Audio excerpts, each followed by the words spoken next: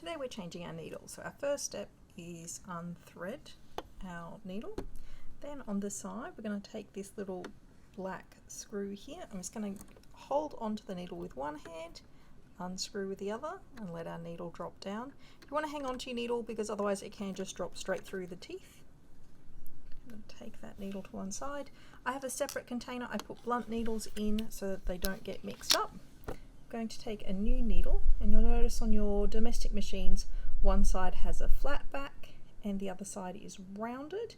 The rounded side also has a groove running through the center of the needle, so the groove faces towards you. Pop it down, slide it up to the top so you can actually see here. If I move it down, you can just at the very top here, you can see it. Push it all the way up, tighten it as strong as you can. If this isn't feeling as strong, just grab a little screwdriver and tighten it up. Re-thread your needle again.